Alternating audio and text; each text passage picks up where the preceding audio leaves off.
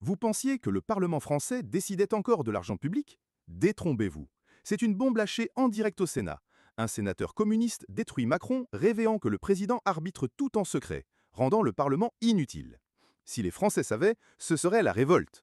Dans cette vidéo, on décortique le scandale des 20 milliards volés sans vote, les arbitrages cachés de l'Élysée et les trahisons qui menacent notre démocratie. Commençons par le vol pur et simple de l'argent public. Selon des sources proches du Sénat, le gouvernement a annulé 20 milliards d'euros sur la sphère sociale et les collectivités territoriales sans passer par un seul vote parlementaire. Imaginez, 10 milliards en février par décret, puis encore 10 milliards en catimini, touchant les plus vulnérables. Fabien Gay, ce sénateur communiste qui n'a pas froid aux yeux, l'a balancé en pleine audition. Vous avez pris l'entièreté de toutes les responsabilités, donc la suite. Et vous l'avez dit d'ailleurs. Oui, en février. Décret d'annulation, 10 milliards. Après, vous avez enlevé encore 10 milliards d'ailleurs sur la sphère sociale et les collectivités territoriales. Et vous l'avez dit. Et là, c'est des vérités politiques financières, sans passer par le Parlement.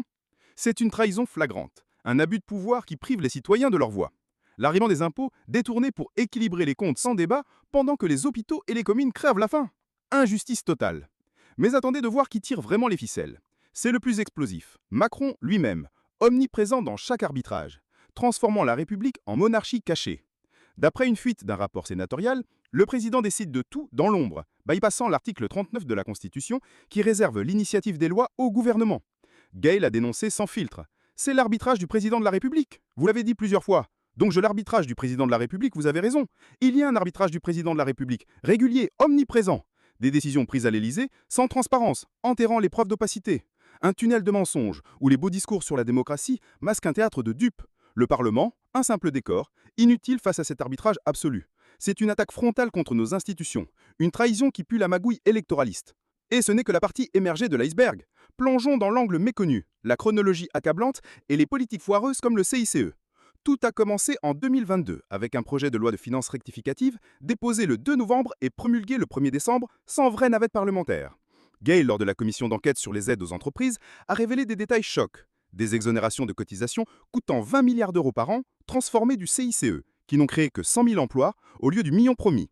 Pourquoi l'avez-vous transformé en exonération de cotisations, sachant qu'il a coûté 20 milliards d'euros d'argent public chaque année? Et que, selon le dernier rapport France Stratégie, il n'avait permis que de créer 100 000 emplois, bien loin du million d'emplois promis, a-t-il lancé. Des entreprises comme ArcelorMittal gobant 195 millions d'aides en 2023, mais suppriment 636 emplois. Opacité totale. L'administration ne suit même pas les montants par entreprise. C'est une politique qui favorise les géants au détriment des travailleurs, une injustice planifiée depuis des années. Et là, c'est le moment où tout bascule. Les conséquences. Une vague de protestations monte avec des appels à démissionner Macron et son gouvernement. La commission de Gay exige des comptes, remboursement des aides mal utilisées, conditionnement strict aux emplois. Des syndicats préparent des grèves massives et des pétitions circulent pour une enquête judiciaire. Si rien ne change, c'est 40 milliards d'économies supplémentaires sur le dos des Français, pendant que 211 milliards d'aides publiques filent aux entreprises sans contrepartie. Des députés anonymes murmurent « C'est un détournement de biens publics ». Protestent dans les rues, commission spéciale, peut-être même un référendum forcé. La démocratie est en péril. Et l'avenir s'annonce explosif avec des élections qui pourraient tout renverser. Quel outrage! Cette opacité, ces arbitrages cachés, c'est une trahison profonde du peuple français.